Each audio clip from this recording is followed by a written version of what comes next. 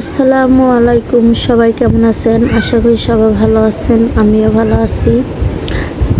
আমি সবাইকে বলছিলাম যে আমার মেয়ে হয়েছে না ছেলে হয়েছে কমেন্টে জানাতে। তাই আমার মেয়ে হয়েছে, সবাই আমার মেয়ের জন্য দোয়া করবেন। আর অবশ্যই আমার মেয়েকে দেখে সবাই মাশাআল্লাহ বলবেন। তাই মেডিকেলে আজকে আমার বাইক নেবো এসেছে দেখার জন্য, আমার বাইক নিয়ে এসেছে। আমার বাইক নিয়ে আজকে 2 দিন ধরে মেডিকেলে আসে, প্রতিদিন একবার করে আসে দেখার জন্য। তাই আমার আপা মেয়েকে তুলে দিতে আসে ওর কাছে, ও কোলে নেব তার জন্য।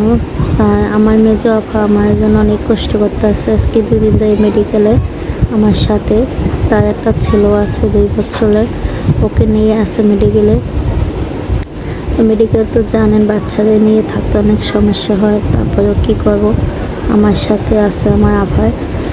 তাই আমার ভাইও এসেছে দেখার জন্য কিছুক্ষণ হলো। তাই যে আমার মেয়ে আমার বাইক নেবো কাছে আছে, দিয়ে তোলার জন্য চেষ্টা করতেছে। তাই যে হপায় বাংলো ঘুম ভাঙা কান্না করে খাওয়ার জন্য। আর বুকে দুধ একটু কম আসতে আছে, বুকে দুধ ঠিক মতন পাচ্ছে না। ডাক্তার ম্যাডামে একটা দুধ রেখে দিচ্ছে, দুধটা খাওয়াইতে আসছি অল্প অল্প করে। ছোট মানুষ বেশি যদি সমস্যা হয় তার জন্য।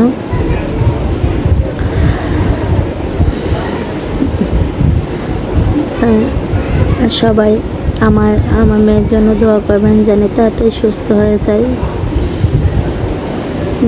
আমি আগের চেয়ে একটু এখন ভালো। সবাই আমাদের জন্য দোয়া করবেন তাড়াতাড়ি যেন সুস্থ হয়ে যায়।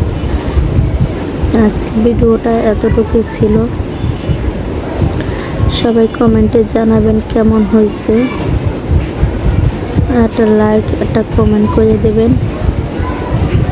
আর সবাই ভালো থাকবেন। আল্লাহ হাফেজ।